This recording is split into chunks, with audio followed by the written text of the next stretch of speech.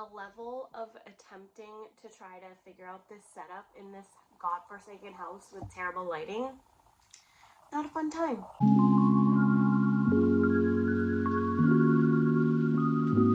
Hi guys, welcome back to my channel. My name is Kelsey and this is my channel, Ruffalo Reads. So today I thought it would be really fun to do a fall recommendations video. So these are not just going to be romance, it'll be romance, mystery, thriller, a little bit of everything kind of thrown in there for fun. Sorry about my voice, by the way. I am still very sick, trying to get over it, trying to push through. So yeah, without further ado, let's get into all the books that I recommend you read this fall. What I have to talk about is Allegedly from Tiffany D. Jackson. Now this is kind of a heart-wrenching, emotional, make you think kind of a thriller romance. I guess not really, sorry, it's not a romance. Not a thriller either. It's kind of a mystery. I guess it's maybe a little bit of a thriller. I'm getting off on a tangent there. Sorry. Oh, this is about our main character, Mary, and back in the day, she was accused of killing a baby. So, and she is in prison. Now, she is impregnated by one of the guards there, I'm pretty sure. Yeah, I'm pretty sure. So she got impregnated by one of the guards and they're threatening to take her baby away. So this is following her story. She's claiming that she never did it. We're kind of trying to piece the puzzle pieces together to figure out what the real truth is, and did she do it? Does she deserve her baby, or does she deserve a second chance? What actually were the circumstances? She had a really rough home bringing and home life, and she was a really young girl, 9 or something crazy like that, really young anyway. So this was really hard, but I think that if you are in the mood for something like that, this is like the perfect time to do so. Yeah, get yourself a little messed up in the head and have stuff to think about. This is really fun. This is a book that I absolutely loved, and it's before I got on YouTube, of course, and I posted this as one of my first like Bookstagram posts. So it's The Mothers by Genevieve Gannon, and she's an Australian author. She's from Sydney, she's from Sydney, and this was just amazing. I love this kind of trope, I guess you could say, in mystery thrillers where it's like, switched at birth or something. This is a little bit different. So it's Grace and Dan. They're in their 40s. They've been trying IVF ever since they got married. I think they've gone through 6 different attempts, all failed. So, okay, and then it's kind of a dual storyline type of thing. So then there's Priya and Nick, and they're also kind of going through IVF, and they're a younger couple. But one embryo from one of the mothers was implanted into the other mother. So now we're dealing with, what do we do with this child? Like, who gets to raise it? Is it the biological parents? Is it the parents that, gave birth to you and raised you? It's really emotional. It's, twisty with the different like relationship dynamics, and you find out shady things about certain people in the certain relationships, and you feel like really torn, of course, because as a mother, or even as just a person, like the thought of your child or somebody's child being taken away from them, or the thought of knowing that your actual child, your biological child, is with some other family, not because you gave it up, not from your own doing or your own want or will, from a mistake, and you getting that child back will cause another family deep distress, and even your own child distress potentially. Like, this was just great and fun. It's probably not the best word, but like, it was really entertaining to read. And yeah, I think that this is a perfect like fall style book. Like, I think that the setting in it and everything is great. Like, it does get into winter, but I think that fall would just be like so perfect. We have to talk about my girl Colleen. So we have Verity. This is definitely her like best fallish type book. Well, I guess this or Layla. But Layla's just so like out there that I would definitely recommend Layla. It's so fun. But like, it's so out there that I don't know. I lean more towards Verity. It's about our author. This is actually kind of hard to like describe. So it's following 2 different people, kind of 3. There's Lowen. She's a writer. She's kind of in a rut, I'm pretty sure. She's struggling financially for sure. She runs across this guy in her publicist's office, I want to say, his name's Jeremy. He's the husband of Verity, who suffered like a severe, I don't know, severe accident.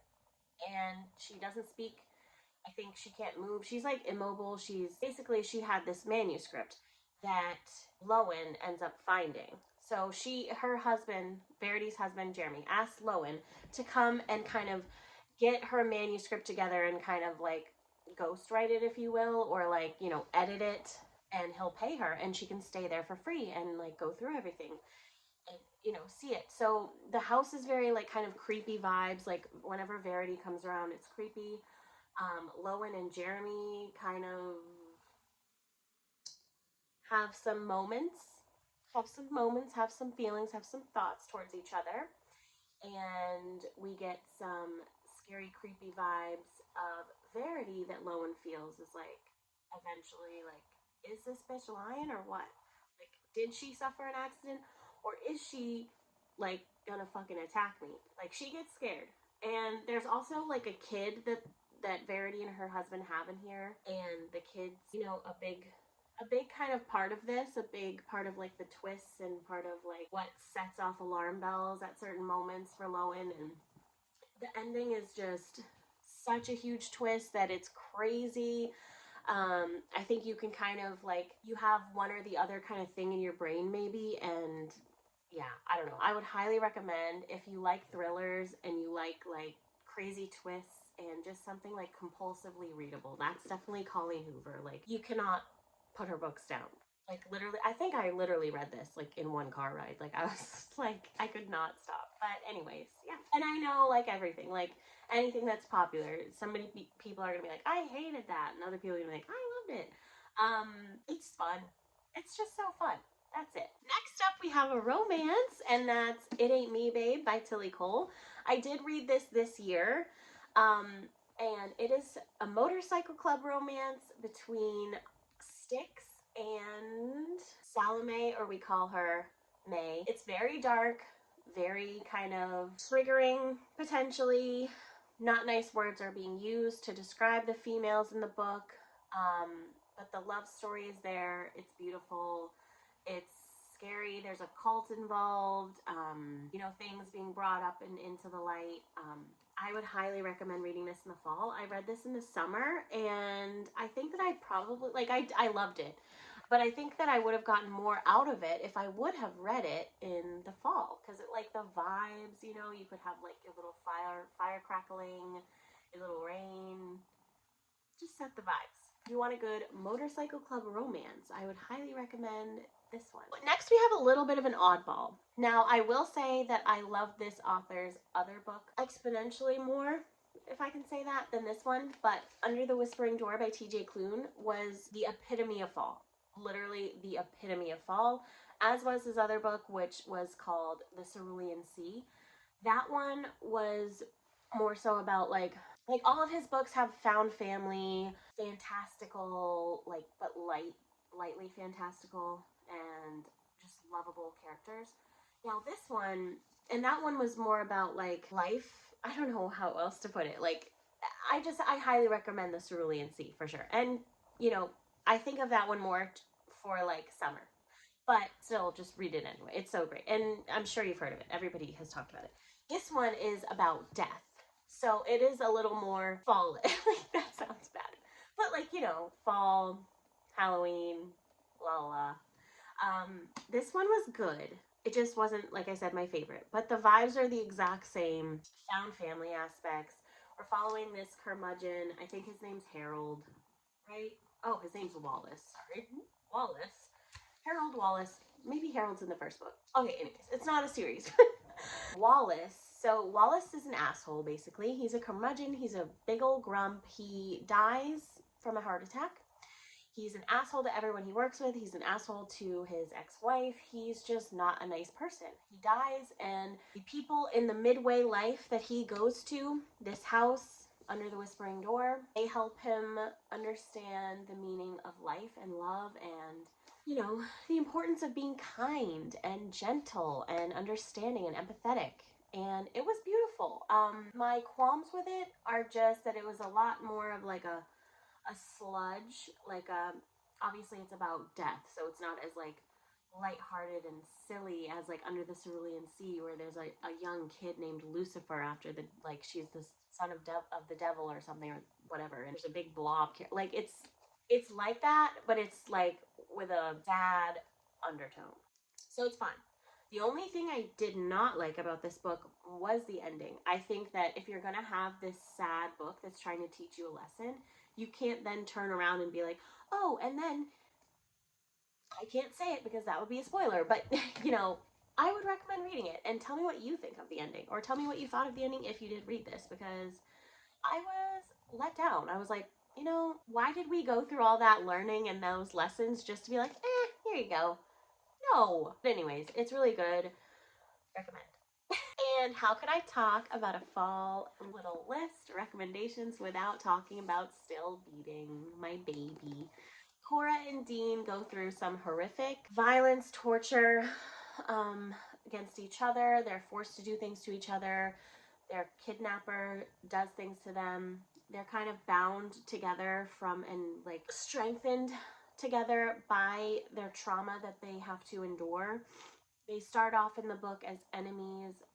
They always kind of bicker and banter and back and forth with each other. He's actually her sister's fiance. So it is taboo. It's very dark. The dark part is in the beginning, more like, but it is longer than I had originally thought. I think I said that in the other video, but it's not bad. It's good. It's great. We need to see that, I think. But if you have triggers of, you know, anything, look up the triggers for it. But I just would highly recommend, and especially for fall. I wish I would have read it in fall. And you know, I might reread this. Like I read it this year, but I like literally want to reread this because it was just so beautiful seeing how they came together, how they, you know, struggled not wanting to be a crutch or codependent on each other after their trauma, and then, you know, being around their family and other people in their lives that previously that now are like not understanding what they're doing or the choices they're making. And yeah, and then them, you know, branching off and figuring their own shit out and then coming back together and being there for each other. And they're definitely endgame. Right, we're getting down to the last two because I wanted to just focus on physical books I own. I don't know, if you want like another fall recommendations video, let me know. I can do like ones that I've read that I don't actually fit all my eyeliner swatches. Don't look at that. I can do like one of those where I recommend books that I don't actually physically own yet, but I don't know. I just thought I'd focus on physically owned ones that I have. So this one we have is My Dark Vanessa, and this is kind of a dark academia setting. I would not call this a romance, of course, because it's between her and her teacher from when she was in high school. So this is a traumatic story. It's her, Vanessa, going through like, you know, she thought or thinks in her mind that they have a loving relationship, that they were in love. And allegations start coming out from other students that he's had saying that he, you know, assaulted them. And she's like, that could never be me. That was never me. Like, we loved each other. We had this tender relationship. But then it's her, like, going over things that happened in her mind and being like, that wasn't great. But her also, like, struggling with it really internally and being like, if I accept and think that it was assault, that I'm making myself a victim, and is that something that I want to live with? And it's just evokes so many like emotions and thoughts and makes you so angry and makes you so sad and makes you so frustrated. And honestly, like, of anything that a book can do, evoking emotions, like strong emotions in you, I think that you've won. Like, this is 5 star. Could not put it down. Like, it's disturbing. So if that any of that bothers you, like, of course it bothers you. Like, it bothers me, of course. But like, if it bothers you too much to read it, don't. But it's so good, and I highly, highly recommend. I need to check out more from this author, Kate Elizabeth Russell. So I haven't really looked into that yet much, but this one, top tier. All right, and I think we're at our last one, which is kind of sad because I definitely feel like I have way more fall recs. So I don't know. We'll see how it goes. But Jennifer McMahon's The Drowning Kind. This is the first book I ever read from her. Have I ever read another one yet? I don't know, but I want to read The Children on the Hill. That's coming out soon, I think, if it hasn't already. This cover too, by the way, stunning, stunning. We love her. So she writes in two kind of timelines. One's like way back in the day, like 1940 or something, and one's like now. And it's all centering around this property that has this water that's claimed or thought to have like magical properties. Are they good? Sometimes, but it seems like it comes to bite you in the ass after the fact. So like maybe somebody's struggling to get pregnant, she bathes in the water, she gets pregnant, but then her child's like a demon child, or her child dies in her womb, or something traumatic. So everybody's kind of wary of this water. And it follows two different families, like I said, one from this timeline and one from the old timeline. And you kind of go through and you try to figure out, like, is it really like this magical water, or like what else is going on? And this was surprising for me. I've never read a book like this. It's not really fantastical, but it's like kind of. So I like that. I liked the vibes, and it was definitely creepy and I don't know, really atmospheric. I liked her writing a lot.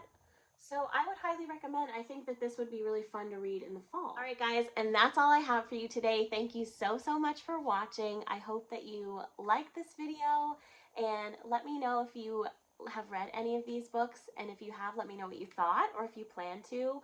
And I hope you have a beautiful autumn season. It's the like literal best time of the year other than Christmas. But it's a great time of the year, and I hope you read a bunch of great books. I know a bunch of great books are coming out soon, so that's really exciting. And yeah, without anything else, I hope you guys have a great day, and I'll see you in the next one. Bye!